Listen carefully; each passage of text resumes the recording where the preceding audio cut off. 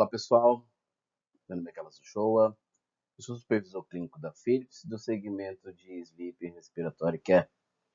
E hoje a gente vai falar sobre a oxigenoterapia, seu manejo clínico, como conduzir, como indicar ali os devices que tem ali de oxigenoterapia. Queria agradecer a parceria educacional que temos com a Brasfeed, é um prazer estar aqui com todos vocês. Acompanhe-nos nas redes sociais, vamos ter materiais, folders, aplicativos disponíveis, bem como todo um conteúdo educacional para melhor manejo e cuidado dos seus pacientes.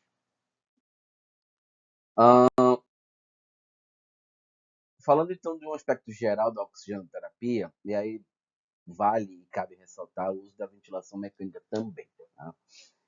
Não é o objetivo da nossa apresentação, mas a gente vai falar um pouquinho agora no início. E aí, quando a gente fala da ventilação mecânica, hoje, em torno mais ou menos, para os dados estatísticos, a gente tem uns 30% da população sobre ventilação mecânica no cuidado domiciliar.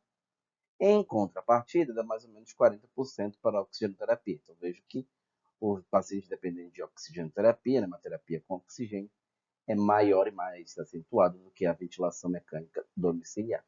Só que um dado muito alarmante, vamos colocar assim, e até mesmo preocupante, é que muita gente separa, né? Fala assim, é separado. Oxigenoterapia é um, ventilação mecânica é outro.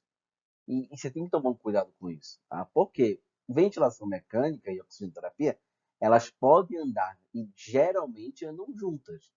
Tá? Não necessariamente eu tenho um paciente que vai ter adicionalmente oxigenoterapia, não necessariamente eu tenho um paciente que só usa ventilação mecânica de forma não invasiva ou invasiva. Tá? Quando a gente fala da junção, né, então, da união da ventilação mecânica com a oxigenoterapia, a gente está falando aí de um cenário de mais ou menos 27% da população internada em domicílio. Então vejo que é altamente frequente, é altamente prevalente, e isso é muito importante quando a gente fala aí de uma terapia com oxigênio, associado também à ventilação mecânica. Tá? E aí falando de conceitos e terminologia em relação à oxigenoterapia. O que a gente tem ali de importante para essa oxigenoterapia? Eu vou de trás para frente, tá? Fica mais fácil do entendimento. O oxigênio suplementar, ele é um medicamento. Então, conforme a RDC número 70, atualizada para a RDC número 461, é uma medicação. Então, ela exige uma prescrição médica. Tem que tomar cuidado com a toxicidade relacionada ao seu uso em excesso. Então, todo o suporte de oxigênio de forma suplementar, em excesso, ele vai fazer mal. Utilizado, então, de forma monitorada pela equipe, isso é muito importante. E aí, nas outras aulas, nos outros materiais, a gente fala muito sobre essa monitorização do uso do oxigênio, da ventilação mecânica. Ela tem que atender a critérios de indicação e prescrição médica, então você vai estar indicando qual o melhor device para a tratativa do paciente e o acompanhamento do paciente, se é um concentrador estacionário, um concentrador portátil, bem como seguindo a prescrição médica. Tá? Então, de forma conceitual, uma oferta de oxigênio em caráter suplementar, isso é uma modalidade de tratamento. Né? Então, veja que a oxigenoterapia ela é bem abrangente e ela é bem assertiva, né, e efetiva quando se fala aí dos tratamentos e das patologias, perdão, com o uso do oxigênio. Tá, mas aí a frequência disso. Qual que é a prevalência de doenças tratadas com oxigênio? Então vejo que é muito frequente aí as patologias, principalmente pulmonares, tá? E aí vale destaque para o DPOC, a doença pulmonar obstrutiva crônica. Então ela aí tem uma frequência muito maior. Tá? Quando, e aí, como conclusão, né, nessa pesquisa acredita-se que também está sendo relatado devido à amostragem dos entrevistados. Então, às vezes esses números podem ser muito maiores porque foi um relato de um paciente. Tá? Então, os relatos desse paciente, uma publicação de 2017, acharam essa prevalência e essa assertividade.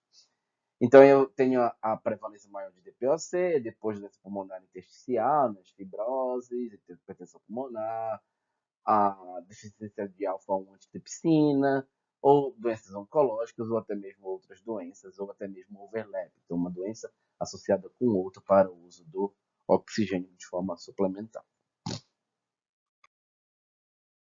As doenças respiratórias, então, elas se tornam muito prevalentes, são muito frequentes, né?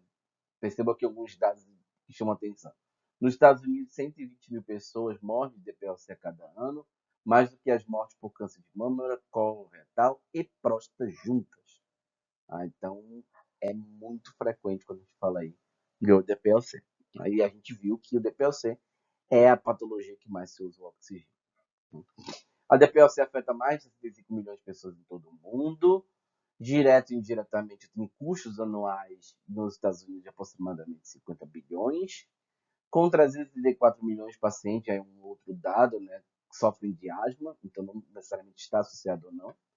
E a DPOC é o quarto principal causa de morte em todo o mundo. Tá? Causa mais de 3 milhões de mortes anualmente. Esses são dados que eu tenho ali de forma alarmante e de forma importante que vale ali a nossa atenção, nosso cuidado de forma contínua. Tá, Carlos, mas é quando a gente fala de indicações e cuidados, o que eu tenho que ter em relação ao oxigênio? Tá? Então, esse quadro eu gosto bastante dele por conta da progressão da doença. Então, não é simplesmente só ir lá e colocar o oxigênio e pronto, ok, beleza. Tá?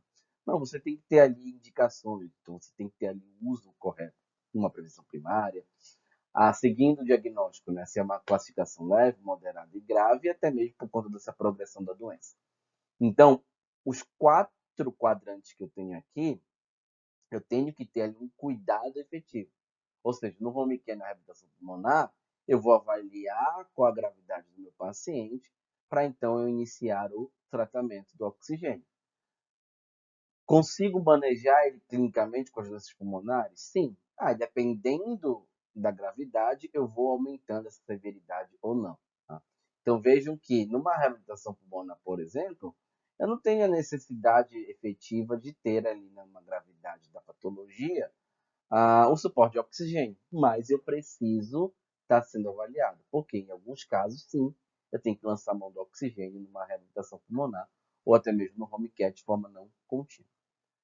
No manejo clínico, então, tem que ter esse cuidado, né, para a severidade da doença. Exacerbações das doenças, eu tenho que ter ali uma assertividade, então, se ela é grave, moderada ou leve, aí onde eu vou começar esse tratamento. E o tratamento hospitalar da exacerbação. Eu percebo que eu tenho uma linha de cuidado ali, de forma efetiva, contínua, onde eu vou identificar a gravidade da doença para atender a necessidade do meu paciente, indicar a melhor forma que eu vou estar tratando ele com essa oxigenoterapia. Quando a gente fala da gravidade do DPOC, ela é avaliada tipicamente pelo seu estadiamento. Tá? Então, aqui a gente tem um conceito bem importante, tá? Depois vai ter ali disponível as referências bibliográficas para vocês, que é o nosso famoso GOLD. Tá? Então, o GOLD, você tem ali a classificação da severidade do DPOC, então GOLD 1, 2, 3 e 4, que é o GOLD mais severo, mais grave que tem ali. E aí percebo que eu tenho quadros clínicos de sintomas mais comuns e o tratamento com oxigênio mais adequado. Então, por exemplo, vamos colocar aqui um GOLD 3, tá? Uma severidade ali de forma intermediária já para grave. Eu tenho uma piora adicional ao fluxo de ar, então o paciente faz um esforço adicional, já tem uma piora ao fluxo, maior falta de ar, ou seja, maior dispneia, redução da qualidade de vida. E aí eu tenho que ter como tratamento o oxigênio apenas noturno ou oxigênio ambulatorial, pode ser prescrito, então para um uso contínuo, de forma integral, ele pode ser prescrito somente para dormir. E aí eu preciso então de um concentrador estacionário, tá? Que é o Everflow. Posso utilizar também concentradores portáteis? Pode, mas aí seria para o transporte, para uso ali em domicílio de forma momentânea, eu não conseguiria um SimplyGo Mini ou um SimplyGo, que são concentradores portáteis. Por quê? Porque já tem uma severidade da doença muito maior. E aí eu escuto muito falar que assim, é muito fácil dar oxigênio. Você vai lá, ajusta no concentrador e pronto. E realmente é. Tá? Só que você tem que ter cuidados. Qual que são os cuidados? Eu tenho uma teoria do oxigênio. Tá? Então, existe uma teoria do oxigênio que é o quê? A saturação menor que 90% em repouso, ou durante a atividade, ou sono, ela tem que ser avaliada. Por quê? Em repouso, aí eu preciso de oxigênio.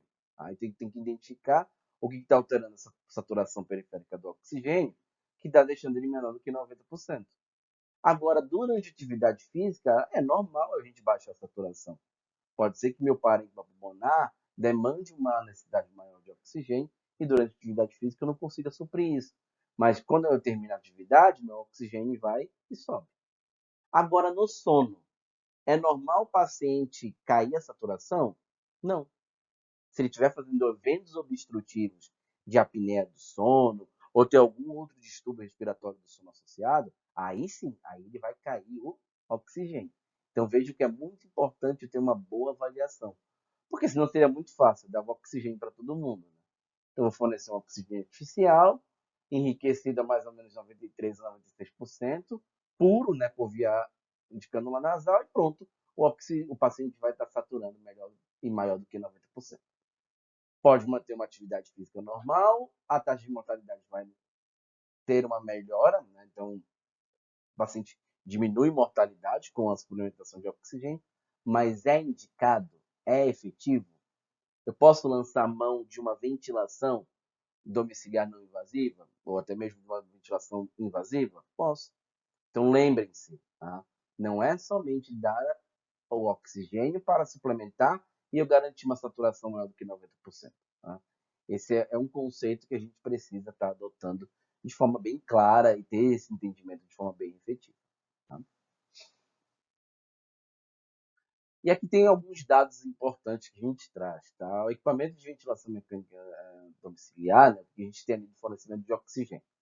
Então, a grande maioria é pelo concentrador, então isso é ótimo, né? É seguro, é muito mais indicado e muito mais efetivo ter ali a concentração de oxigênio suplementar de forma pelo concentrador. Ainda está alta aqui esse dado sobre o cilindro, né? Então 33% de cilindro de oxigênio como primária e principal oferta é muito alta, tá? Você tem que ter ali o backup, você tem que ter o suporte, mas de forma primária ter ali o cilindro não é indicação clínica e segura de forma ah, de primeira escolha. Tá? E quando a gente fala desses equipamentos, quem é responsável pelo disparo, ou seja, pela solicitação de reposição desse oxigênio? Tá? Quando a gente está falando ali, então, do cilindro de oxigênio, 89% é a família. 11% é equipe assistencial. Então, você acha que a família está pedindo de forma correta essa reposição de oxigênio? Isso são dados antigos. Ó. A gente não está falando nem de época de pandemia nem nada. Então, são dados um pouco antigos.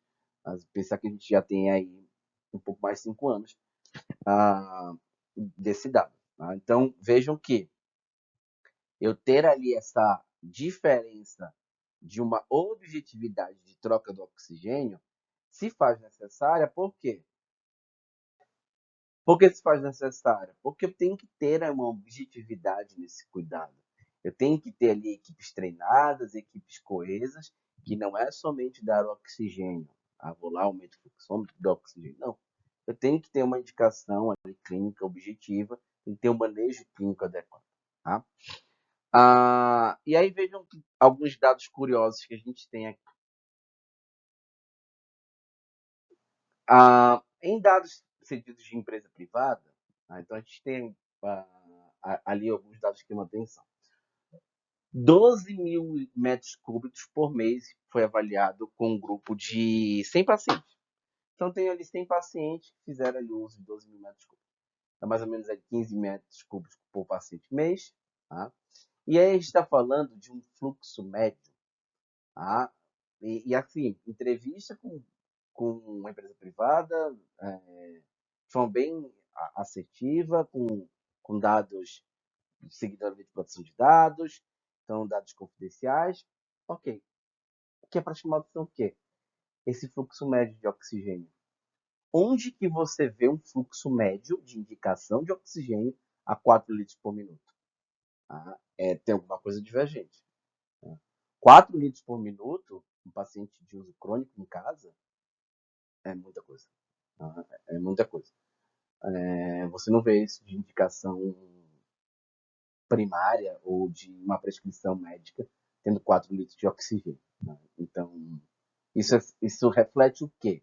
que você está tendo uso exacerbado e uso de forma incorreta.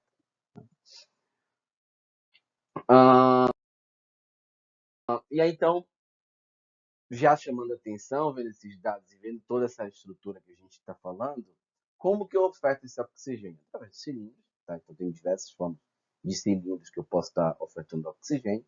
Os concentradores estacionários, então aqui a gente vale o destaque para o Everflow, que é um concentrador estacionário muito conhecido, amplamente usado no mercado de home care.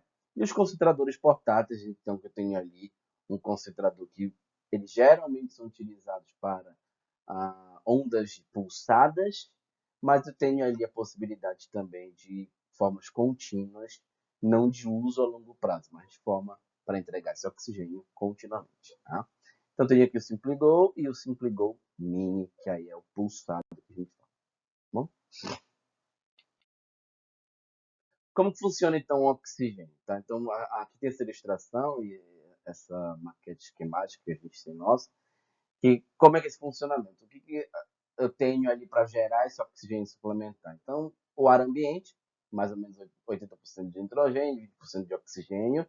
Eu tenho um compressor, e aí vejam o porquê que eu não posso utilizar um concentrador portátil de forma contínua. Porque o motor e o compressor dele são menores.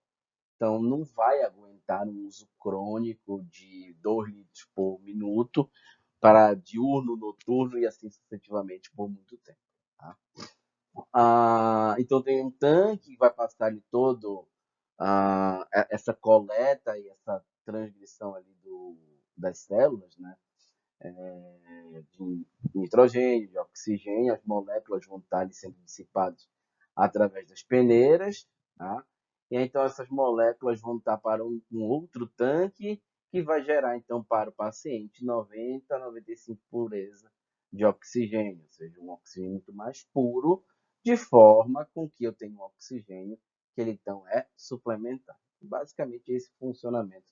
E aí a gente está falando desde o estacionário ao portátil do nosso concentrador. Mas vale, aí cabe a característica, né, e vale salientar o porquê que a gente não pode usar concentradores portáteis, né, por conta desse motor aqui menor, de forma contínua, a longo prazo e crônica. Tá? Mas falando do modo contínuo, né, e como é o fluxo contínuo, a oxigenoterapia com fluxo contínuo, ela se dá da seguinte forma. Então, perceba que meu ciclo respiratório tem inspiração e expiração, e eu tenho um espaço morto normal que eu tenho ali. De forma contínua, eu tenho aproveitado somente esse intervalo, porque o espaço morto eu não consigo aproveitar nada. É o final da exalação ali, para então, o final da inspiração, perdão, para começar a minha expiração, e aí, então eu tenho um novo ciclo respiratório. Tá? Então, esse espaço morto eu não consigo aproveitar o oxigênio, mas ele está entrando de forma contínua. Então, o fluxo contínuo está ali entrando, independente desse espaço morto ou não. Então, ele é fornecido por um regulador. Eu vou lá e coloco a litragem que eu quero para o meu paciente. Quando eu falo nessa mobilização, eu tenho então ali ah, onde vai ser movimentado esse fluxo, onde o paciente vai estar buscando mais oxigênio, que é no início da inspiração. Então ele fica muito mais confortável, até mesmo aquele paciente que tem ali o uso contínuo do oxigênio. Quando a gente fala então do modo pulsado, qual que é a diferença do fluxo pulsado? Ele é uma demanda de disparo, então ele pode estar ali recebendo oxigênio no início da inspiração, mas ele também pode disparar e estar recebendo oxigênio aqui no espaço morto. E aí é por isso que o paciente não consegue estar ali respirando e ficar confortável muitas vezes com o fluxo pulsado. Principalmente os pacientes mais dependentes de oxigênio, que tem ali uma frequência respiratória mais elevada, que tem uma dependência de oxigenoterapia e uma mecânica pulmonar alterada importante, então ele não é recomendado para esse tipo de paciente. Por isso que é recomendado fazer um teste com os concentradores portáteis, que na grande maioria são o fluxo pulsado. E não é recomendado para oxigenoterapia noturna. Tá? O que é recomendado para oxigenoterapia noturna, então, é o fluxo contínuo, tá? Que continuamente independente do ciclo respiratório, vai estar ali recebendo oxigênio. A modalidade, então, de entrega do oxigênio no modo pulsado, tá? Eu dependo de alguns principais parâmetros. Por exemplo, sensibilidade de trigger, tempo de entrega, tamanho de dose, pulso e frequência respiratória máxima. Então, o paciente, se ele aumenta muito a frequência, a incursão respiratória, ele vai ficar desconfortável, ele não vai conseguir absorver essa dose pulso. Tá? E aí tem um intervalo de tempo de entrega. Então não adianta ficar aumentando muito essa necessidade, ou seja, disparando muito ali no concentrador de oxigênio, porque ele não vai conseguir sustentar. Então, por isso que é sempre recomendado, a gente recomenda como fabricante, a titulação individual. Tá? Então, teste com o paciente, titule ele conforme a prescrição do médico, para ele ficar o mais confortável possível, principalmente nesse modo pulsado. Bom? E aí, falando um pouco do nosso portfólio Philips, né, o que a gente tem ali? Os estacionários, então, menor consumo de energia, para o Everflow, com 23% mais leve que os principais concorrentes, 15% mais silencioso que os principais concorrentes, tem indicador de alarme de pureza de oxigênio, baixa manutenção, possibilidade de integração com sistemas salvos do ATAS O2. Tá? Então, é uma empresa parceira Philips que tem ali a solução com geolocalização e mensuração daquele consumo de oxigênio que a gente estava falando lá anteriormente. Então, através de plataformas online, você consegue estar monitorando aí esses dados do paciente. É simplesmente aquele paciente fala assim, não, está ligado aqui com 2 litros. Aí você entra na plataforma e vê lá que está ligado com 5 litros. Tá? Então, esse uso errôneo, salvo a necessidade de indicação por demanda ventilatória, ele se torna prejudicial para a saúde a longo prazo. Tá? E os portáteis, o SimplyGo e o SimplyGo Mini, tá? E as suas características individuais de cada um deles. E aí percebo que aqui no SimplyGo eu tenho ali a opção de modo noturno para uma dose contínua de até 2 litros, mas não é de uso crônico. Às vezes faltou eletricidade em casa, você consegue ter uma bateria ali estendida até 9 horas, então pode se utilizar de modo noturno. Tá? Mas não é de uso crônico, ou seja, todas as noites ficar utilizando o SimplyGo, que aí o motor dele, veja que é menor, como a gente falou anteriormente, ele não aguenta isso. Tá? Para o dose pulsada, ok, tanto o SimplyGo quanto o SimplyGo Mini tem essas características individuais de cada um deles. Tá bom? Gente, muito obrigado a todos. Eu vou pedir para vocês, por gentileza, escanear o QR Code. Aqui tem nossos materiais, folders, brochuras. Fiquem à vontade. Aqui tem meus contatos. Tá? Então, novamente, queria agradecer a Brasfeed por toda a nossa parceria educacional. Nos acompanhe nas redes sociais. Tá? A gente vai ter ali no site da Brasfeed materiais, aulas, artigos. Então, tudo para melhorar o manejo clínico dos pacientes de vocês. Tá? Tchau, gente.